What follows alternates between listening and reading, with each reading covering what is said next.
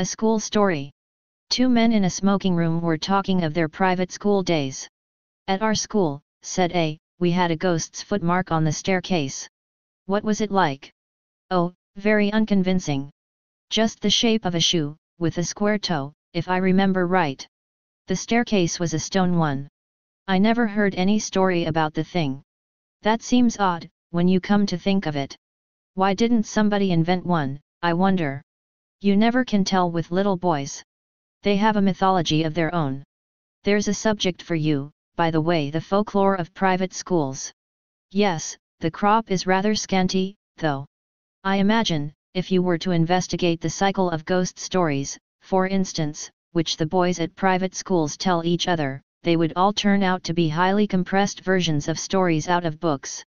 Nowadays the Strand and Pearsons, and so on, would be extensively drawn upon.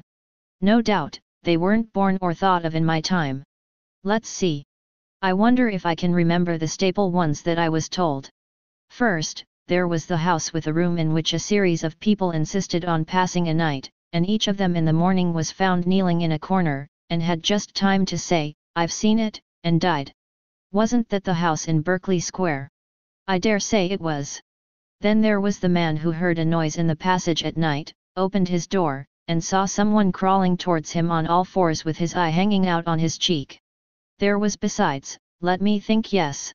The room where a man was found dead in bed with a horseshoe mark on his forehead, and the floor under the bed was covered with marks of horseshoes also, I don't know why. Also there was the lady who, on locking her bedroom door in a strange house, heard a thin voice among the bed curtains say, "Now we're shut in for the night." None of those had any explanation or sequel.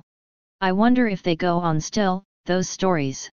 Oh, likely enough with additions from the magazines, as I said. You never heard, did you, of a real ghost at a private school? I thought not, nobody has that ever I came across. From the way in which you said that, I gather that you have. I really don't know, but this is what was in my mind. It happened at my private school 30-odd years ago, and I haven't any explanation of it. The school I mean was near London. It was established in a large and fairly old house, a great white building with very fine grounds about it. There were large cedars in the garden, as there are in so many of the older gardens in the Thames Valley, and ancient elms in the 3 or 4 fields which we used for our games. I think probably it was quite an attractive place, but boys seldom allow that their schools possess any tolerable features. I came to the school in a September, soon after the year 1870, and among the boys who arrived on the same day was one whom I took to, a Highland boy, whom I will call MacLeod.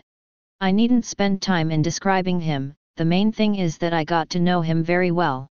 He was not an exceptional boy in any way, not particularly good at books or games, but he suited me. The school was a large one, there must have been from 120 to 130 boys there as a rule, and so a considerable staff of masters was required, and there were rather frequent changes among them. One term, perhaps it was my 3rd or 4th, a new master made his appearance. His name was Sampson. He was a tallish, stoutish, pale, black-bearded man. I think we liked him, he had travelled a good deal, and had stories which amused us on our school walks, so that there was some competition among us to get within earshot of him. I remember too, dear me, I have hardly thought of it since then, that he had a charm on his watch chain that attracted my attention one day, and he let me examine it. It was, I now suppose, a gold Byzantine coin. There was an effigy of some absurd emperor on one side, the other side had been worn practically smooth, and he had cut on it rather barbarously his own initials, GWS, and a date, July 24, 1865. Yes, I can see it now. He told me he had picked it up in Constantinople. It was about the size of a florine, perhaps rather smaller. Well, the first odd thing that happened was this. Sampson was doing Latin grammar with us. One of his favorite methods, perhaps it is rather a good one, was to make us construct sentences out of our own heads to illustrate the rules he was trying to make us learn. Of course that is a thing which gives a silly boy a chance of being impertinent. There are lots of school stories in which that happens, or anyhow there might be. But Sampson was too good a disciplinarian for us to think of trying that on with him. Now, on this occasion he was telling us how to express remembering in Latin, and he ordered us each to make a sentence bringing in the verb memini, I remember.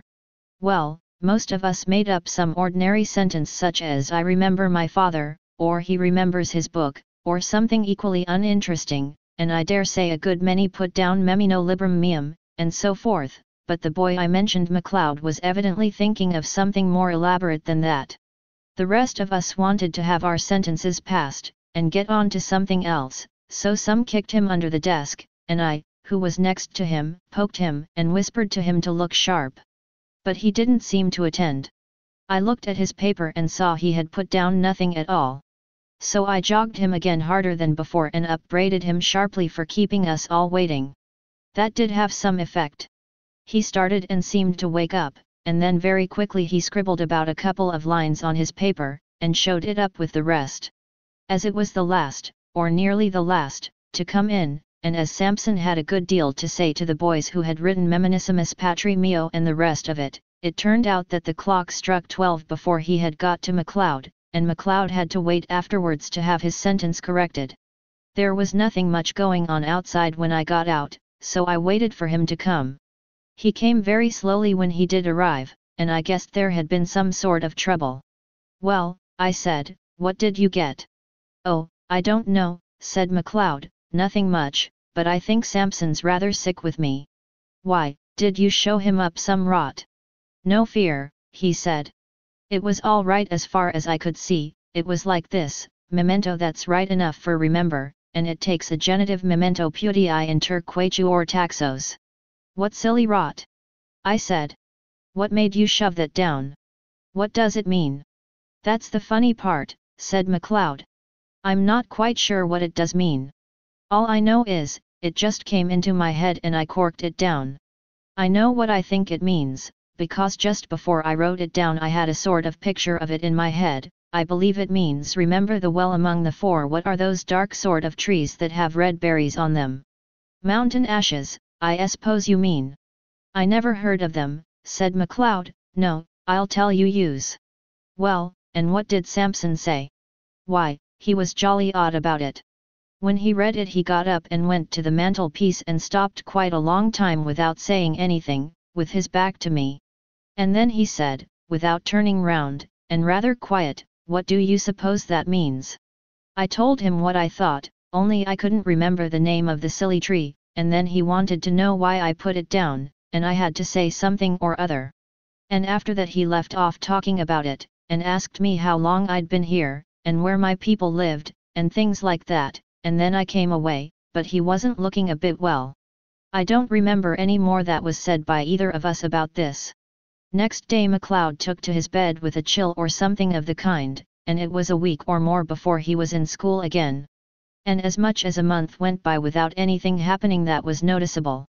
Whether or not Mr. Samson was really startled, as MacLeod had thought, he didn't show it. I am pretty sure, of course, now, that there was something very curious in his past history, but I'm not going to pretend that we boys were sharp enough to guess any such thing. There was one other incident of the same kind as the last which I told you. Several times since that day we had had to make up examples in school to illustrate different rules, but there had never been any row except when we did them wrong. At last there came a day when we were going through those dismal things which people call conditional sentences, and we were told to make a conditional sentence, expressing a future consequence. We did it, right or wrong, and showed up our bits of paper, and Samson began looking through them. All at once he got up, made some odd sort of noise in his throat, and rushed out by a door that was just by his desk. We sat there for a minute or two, and then I suppose it was incorrect but we went up, I and one or two others, to look at the papers on his desk. Of course I thought someone must have put down some nonsense or other, and Samson had gone off to report him. All the same, I noticed that he hadn't taken any of the papers with him when he ran out. Well, the top paper on the desk was written in red ink which no one used, and it wasn't in anyone's hand who was in the class. They all looked at it, MacLeod and all, and took their dying oaths that it wasn't theirs. Then I thought of counting the bits of paper. And of this I made quite certain, that there were 17 bits of paper on the desk, and 16 boys in the form. Well, I bagged the extra paper, and kept it, and I believe I have it now. And now you will want to know what was written on it. It was simple enough, and harmless enough, I should have said. Si tu non veneris ad me, ego veniam ad te, which means, I suppose, if you don't come to me, I'll come to you. Could you show me the paper? Interrupted the listener. Yes, I could, but there's another odd thing about it. That same afternoon I took it out of my locker. I know for certain it was the same bit, for I made a finger mark on it and no single trace of writing of any kind was there on it. I kept it, as I said, and since that time I have tried various experiments to see whether sympathetic ink had been used, but absolutely without result. So much for that. After about half an hour Samson looked in again, said he had felt very unwell, and told us we might go. He came rather gingerly to his desk and gave just one look at the uppermost paper, and I suppose he thought he must have been dreaming. Anyhow, he asked no questions. That day was a half-holiday, and next day Samson was in school again, much as usual. That night the third and last incident in my story happened. MacLeod and I slept in a dormitory at right angles to the main building. Samson slept in the main building on the first floor. There was a very bright full moon. At an hour which I can't tell exactly, but some time between 1 and 2, I was woken up by somebody shaking me. It was MacLeod, and a nice state of mind he seemed to be in. "Come," he said, "come. There's a burglar getting in through Samson's window." As soon as I could speak, I said, "Well, why not call out and wake everybody up?" "No, no," he said, "I'm not sure who it is, don't make a row, come and look." Naturally I came and looked, and naturally there was no one there. I was cross enough, and should have called MacLeod plenty of names, only I couldn't tell why. It seemed to me that there was something wrong, something that made me very glad I wasn't alone to face it. We were still at the window looking out, and as soon as I could, I asked him what he had heard or seen. "I didn't hear anything at all," he said, "but about 5 minutes before I woke you, I found myself looking out of this window here, and there was a man sitting or kneeling on Samson's window sill, and looking in, and I thought he was beckoning." "What sort of man?" MacLeod wriggled. "I don't know," he said, "but I can tell you one thing, he was beastly thin, and he looked as if he was wet all over, and," he said, looking round and whispering as if he hardly liked to hear himself, "I'm not at all sure that he was alive." We went on talking in whispers some time longer, and eventually crept back to bed. No one else in the room woke or stirred the whole time. I believe we did sleep a bit afterwards, but we were very cheap next day. And next day Mr. Samson was gone, not to be found, and I believe no trace of him has ever come to light since. In thinking it over, one of the oddest things about it all has seemed to me to be the fact that neither MacLeod nor I ever mentioned what we had seen to any third person whatever. Of course no questions were asked on the subject, and if they had been, I am inclined to believe that we could not have made any answer. We seemed unable to speak about it. "That is my story," said the narrator. "The only approach to a ghost story connected with a school that I know, but still, I think, an approach to such a thing. The sequel to this may perhaps be reckoned highly conventional, but a sequel there is, and so it must be produced." There had been more than one listener to the story, and, in the latter part of that same year, or of the next, one such listener was staying at a country house in Ireland. One evening his host was turning over a drawer full of odds and ends in the smoking room. Suddenly he put his hand upon a little box. "Now," he said, "you know about old things, tell me what that is." My friend opened the little box, and found in it a thin gold chain with an object attached to it. He glanced at the object and then took off his spectacles to examine it more narrowly. "What's the history of this?" he asked. "Odd enough," was the answer. "You know the yew thicket in the shrubbery? Well, a year or two back we were cleaning out the old well that used to be in the clearing here, and what do you suppose we found?" "Is it possible that you found a body?" said the visitor, with an odd feeling of nervousness. "We did that, but what's more, in every sense of the word, we found two." "Good heavens! Two? Was there anything to show how they got there? Was this thing found with them?" "It was. Amongst the rags of the clothes that were on one of the bodies. A bad business, whatever the story of it may have been. One body had the arms tight round the other. They must have been there 30 years or more, long enough before we came to this place. You may judge we filled the well up fast enough. Do you make anything of what's cut on that gold coin you have there?